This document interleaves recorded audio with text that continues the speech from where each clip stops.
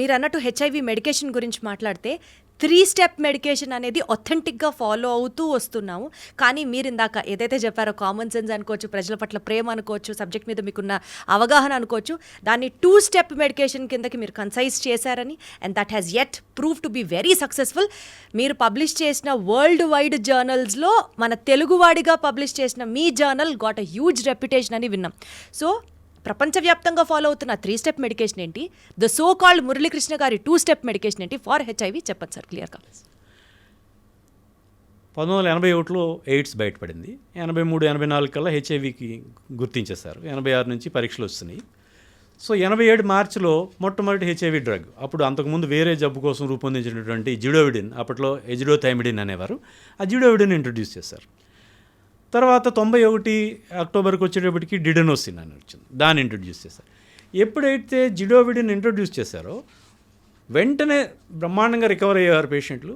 కొద్ది కాలంలో మళ్ళీ డిటోరేట్ అయిపోయింది వాళ్ళ పరిస్థితి మళ్ళీ కొద్ది కాలంలోనే ఒక 2 ఏళ్ల తర్వాత మళ్ళీ క్షీణించడం మొదలయ్యేది. సో ఎప్పుడైతే క్షీణించడం మొదలైందో అప్పటికి మళ్ళీ ఈ ఏదైతే మనం డిడెనోసిన్ అనేట్టు ఒక మందు వచ్చింది దాన్ని యాడ్ చేశారు. తర్వాత వేరే మందు. సో ఎప్పుడైతే ఫెయిలింగ్ రెజిమ్ ఉందో దానికి మళ్ళీ ఇంకొక మందు యాడ్ చేసుకుంటూ పోతున్నారు. ఇప్పుడు సపోజ్ ఒక 3 మందులు అంటే 3 మందులు ఇస్తున్నాం. ఒక పేషెంట్కి జిడోవిడిన్ ఇచ్చాం, కొద్ది కాలం తర్వాత మళ్ళీ డిడెనోసిన్ యాడ్ చేస్తాం, తర్వాత మళ్ళీ ఒక లాంవిడిన్ ఇచ్చాం అనుకుందాం మాట వరుసకి. ఒక 3 డ్రగ్స్లో మొట్టమొదటి జిడోవిడిన్ డ్రగ్ మొత్తం పనిచేయట్లేదు, 0. అందుకనే మళ్ళీ రికరెన్స్ వస్తుంది ఎక్కడొక్కడ. అప్పటికి మా శరీరంలో ఉండేటువంటి వైరస్ దాన్ని తట్టుకునేటట్టుగా మార్పులు చెందింది, రెసిస్టెంట్ అయిపోతుంది, రెసిస్టెన్స్ డెవలప్ చేసుకుంది, మ్యూటేషన్స్ డెవలప్ చేసుకుంది.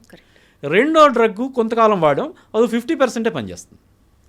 సో మూడో డ్రగ్ లాంవిడిన్ మొదలుపెట్టాం అనుకుందాం, అది 100% పనిచేస్తుంది. అంటే మీరు 3 మందులు ఇస్తున్నప్పుడు కూడా మొదటి మందు 0, రెండో మందు 50, మూడోది 100% అంటే 1.5 మెడికేషనే మీరు ఇస్తున్నారు. అంటే సింపుల్గా అర్థం కావడానికి 3 డివైడెడ్ బై కరెక్ట్. కానీ మన దేశంకి వచ్చేటప్పటికి, మన దేశంలో అప్పటి వరకు అందరు పేషెంట్లు ట్రీట్మెంట్ నెయివ్, ఎవ్వరు కూడా ట్రీట్మెంట్కి ఎక్స్పోజ్ అవ్వలేదు. యాంటీరిట్రోవైరల్స్ వాళ్ళ శరీరంలో ఉన్న వైరస్ హెచ్ఐవి మెడికేషన్స్కి ఎక్స్పోజ్ అవ్వలేదు, వాటికి తెలియదు. సో వాటికి వ్యతిరేకంగా ఇది డెవలప్ చేసుకునే రెసిస్టెన్స్ డెవలప్ చేసుకునేటువంటి మ్యూటేషన్స్ పరిస్థితి ఇక్కడ లేదు. సో ఈ పేషెంట్లో ఉన్నటువంటి వైరస్ వైల్డ్ టైప్ ఉంటాం, అంటే కొత్తగా దానికి ఇంకప్పటి వరకు వైరస్కి సంబంధించిన మందులు తెలియవు. సో అలాంటి పరిస్థితుల్లో 2 మందులు ఏకకాలంలో కల్పిస్తే అప్పుడు అది ఖచ్చితంగా సినర్జిస్టిక్గా పనిచేస్తుంది, పకడ్బందీగా పనిచేస్తుంది, వైరస్ని బాగా తగ్గిస్తుంది. సో ఈ రకమైనటువంటి దీంతో వెళ్ళాను. వెస్ట్రన్ కంట్రీస్లో వాళ్ళ దాదాపు అందరి పేషెంట్లు కూడా డ్రగ్ ఎక్స్పీరియన్స్డ్ పేషెంట్లు కాబట్టి వాళ్ళకి 3 మందులు వాడితేనే కానీ వాళ్ళకి వైరల్ లోడ్ సప్రెస్ చేయలేకపోయారు. కానీ మన దేశంలోనూ ఆ మాటకు వస్తే అన్ని అభివృద్ధి చెందుతున్న దేశాల్లోనూ ఈ పేషెంట్లో ఉన్నటువంటి వైరస్కి యాంటీరిట్రోవైరల్స్ తెలియవు. సో వీళ్ళకి 2 మందులు ఏకకాలంలో మొదలు పెడితే అది బాగా పనిచేస్తుంది. So that was my intention. So virus గురించి బాగా అవగాహన చేసుకుని ఈ రకమైనటువంటి పరిస్థితిలో సో ఆవేళ 3 మందులు 1996లో CDC అంటాం, centres for disease control and prevention, America వాళ్ళది. వాళ్ళు 1996 అప్పటి వరకు 87 నుంచి మొదలుపెట్టి రకరకాల మందులు వాడుతూ ఉంటే 96కి వచ్చేటప్పటికి 3 డ్రగ్స్ ఇవ్వడం వల్ల బాగా పనిచేస్తున్నాయి. అప్పుడు 95 చివరిలో వాళ్ళకి ప్రోటీయేజ్ ఇన్హిబిటర్ అని చాలా పొటెంట్ మందు అండి, అది వచ్చిన తర్వాత ఈ 3 డ్రగ్స్ ఇవ్వడం వల్ల పనిచేస్తున్నాయని వాళ్ళు అన్నారు. సో ప్రపంచవ్యాప్తంగా తర్వాత కొద్ది కాలానికి యూరోపియన్ గైడ్లైన్స్ కూడా అలాగే 3 drug combination is the standard of care, ఇక ప్రామాణిక చికిత్స 3 డ్రగ్గుల యొక్క మిశ్రమం ఇవ్వడం అనేది. నేను 2000 సంవత్సరంలో ప్రాక్టీస్ స్టార్ట్ చేశాను. నా ప్రాక్టీస్ మొదటి నుంచి కూడా 95% పేషెంట్స్కి 2 డ్రగ్ కాంబినేషను, బాగా సిక్కుగా ఉన్న పేషెంట్లకి 3 డ్రగ్ కాంబినేషన్ స్టార్ట్ చేస్తూ ఉన్నాను. సో ఆ మేరకు 2004 సంవత్సరంలో నా పరిశోధన సారాంశాన్ని నేను ఒక అంతర్జాతీయ కాన్ఫరెన్స్కి నివేదించాను. సో ఇలాంటి మార్కెట్ ఎకానమీ ప్రపంచంలో, మార్కెట్ డ్రివెన్ ప్రపంచంలో 3 డ్రగ్స్ ఇవ్వడం అనేటువంటిది అన్ని ఫార్మా కంపెనీలకి బాగుంటుంది. అలాంటి పరిశోధనలే ప్రోత్సహిస్తూ ఉంటారు. కరెక్ట్. సో ఇలాంటి 2 డ్రగ్స్ ఇస్తే ఎవరికి వెళ్ళరు, అది అలా మరుగున పడిపోయింది. చాలా కొద్ది కాలంగా నాలాంటి లైక్ మైండెడ్ పీపుల్ కొంతమంది దీని మీద కూడా కొంత పనిచేశారు. 2019 నుంచి 2 డ్రగ్ కాంబినేషన్ మీద బాగా చర్చ జరుగుతుంది.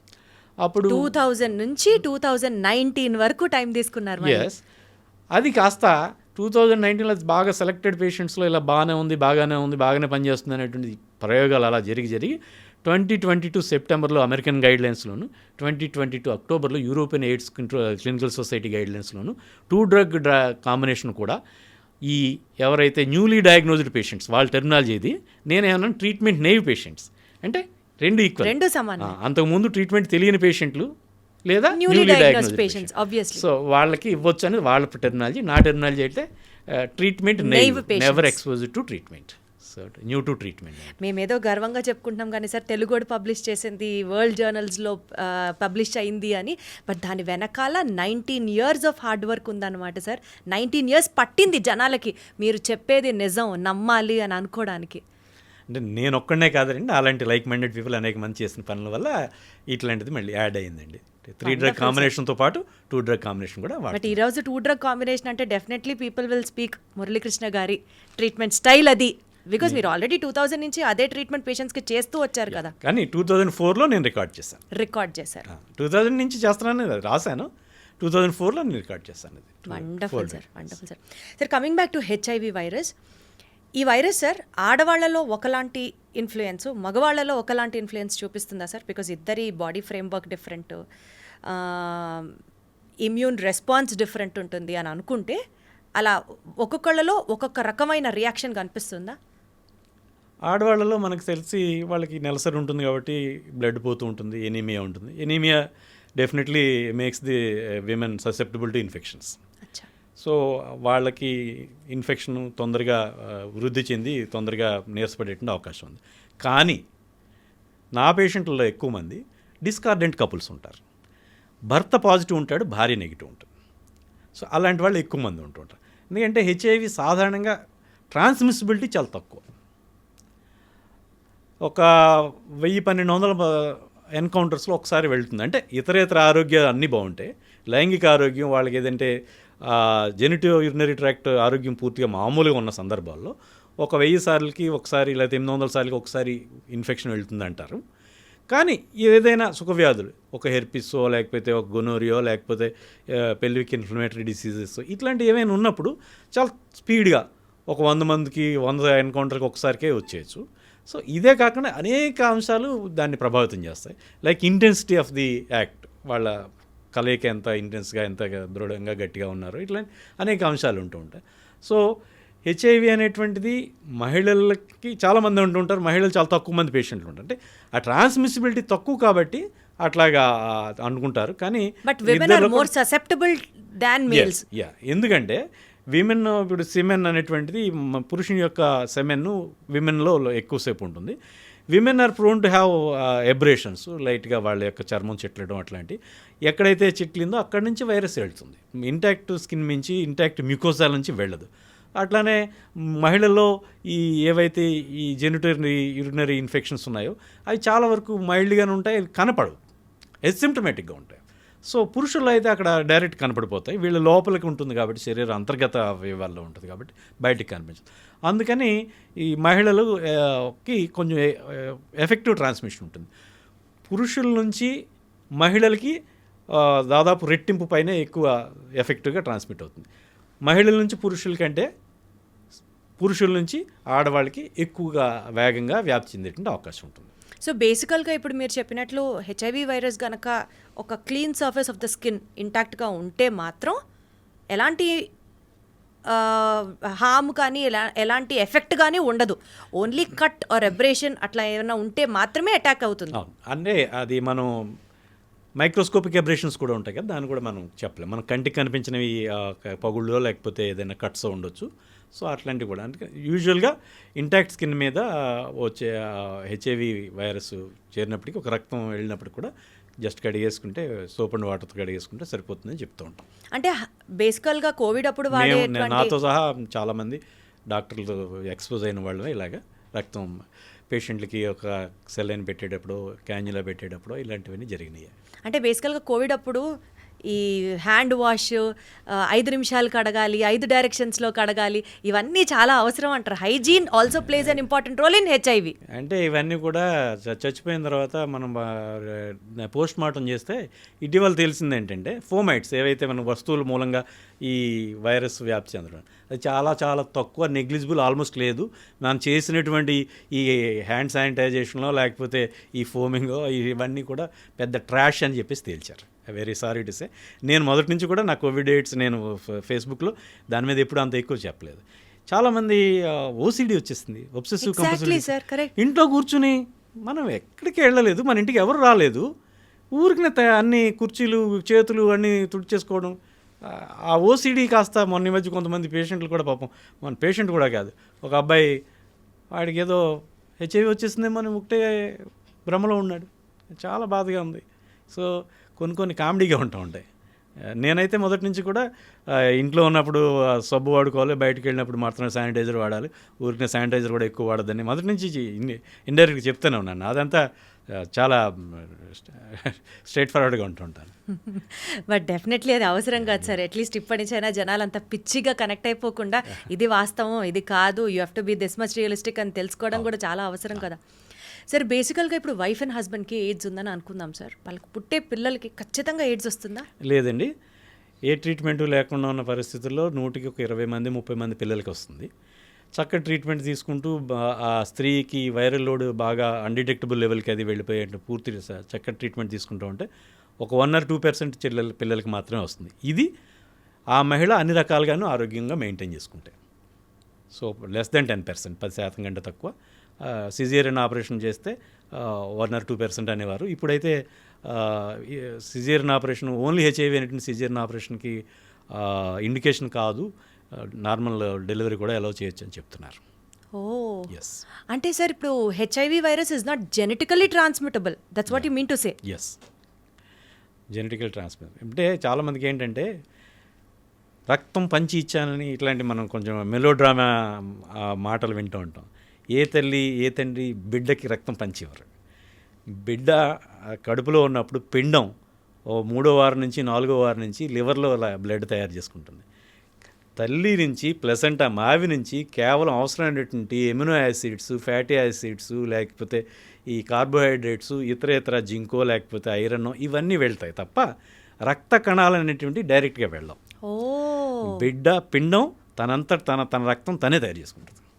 సో బిడ్డకి అందువల్లే తల్లి తండ్రి ఇద్దరు పాజిటివ్ అయినప్పుడు కూడా బిడ్డకి హెచ్ఐవి వచ్చేటువంటి అవకాశాలు చాలా తక్కువగా ఉంటాయి. అది డెలివరీ అప్పుడో లేకపోతే బ్లడ్కి ఎక్స్పోజ్ అవ్వడం, తల్లి బ్లడ్కి ఎక్స్పోజ్ అవ్వడం అనేటువంటిది. డెలివరీ అనే దట్ ఇట్ సెల్ఫ్ అదొక రక్తపాతమైన విషయం కదా. డెలివరీ అనేటువంటిది బిడ్డ అది సాయిల్ అవుతుంది కదా బిడ్డ రక్తం, తల్లి రక్తంతో. సో ఆ రకంగా ఏమైనా వచ్చేటువంటి అవకాశం ఉంది. ఓకే.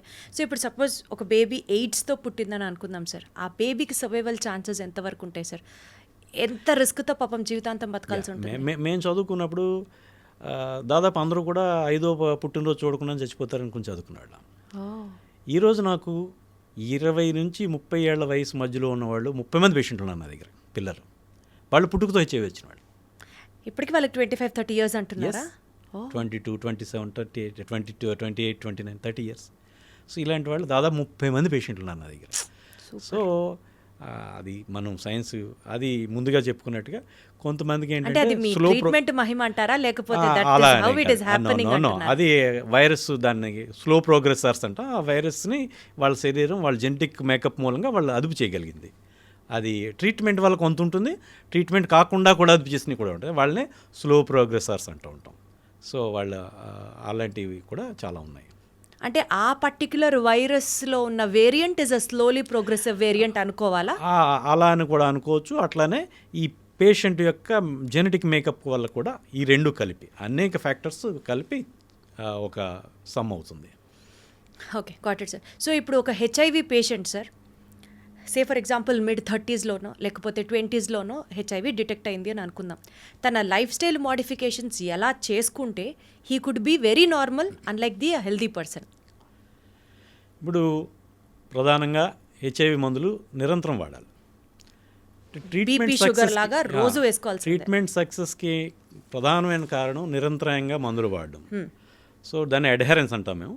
ట్రీట్మెంట్ షెడ్యూల్కి పూర్తిగా కట్టుబడి చక్కగా మందులు వాడడం అనేటువంటిది ప్రధానమైన విషయం. దీని మూలంగా ఏంటంటే వైరస్ వాడుతున్న మందుల్ని తట్టుకునేటట్టు తయారవడానికి చాలా టైం పడుతుంది, మ్యూటేషన్స్ రావడానికి. ఎప్పుడైతే పూర్తి స్థాయిలో మందులు వాడుతూ ఉన్నారో అప్పుడు వైరస్ దానికి పూర్తిగా లొంగి ఉంటుంది. సో ఎప్పుడైతే ఇర్రెగ్యులర్గా వాడుతూ ఉన్నాం అప్పుడు తక్కువ మందులు అందుబాటులో ఉంటే లేదా లో కాన్సన్ట్రేషన్ ఉంటే దాన్ని తట్టుకునేటట్టుగా ఒక్క చోట మ్యూటేషన్ వస్తుంది, మిగతావి కూడా అలా కొంచెం కొంచెం అట్లా వస్తాయి. సో నిరంతరం మందులు వాడడం ఒకటి. రెండోటువంటిది ఆరోగ్యకరమైన జీవనం, ఇదే స్మోకింగ్ ఇట్లాంటివి వాటికి దూరంగా ఉండడం, ఒక సంతులనమైనటువంటి ఒక ప్రోటీన్ రిచ్ డైట్ అట్లా అన్ని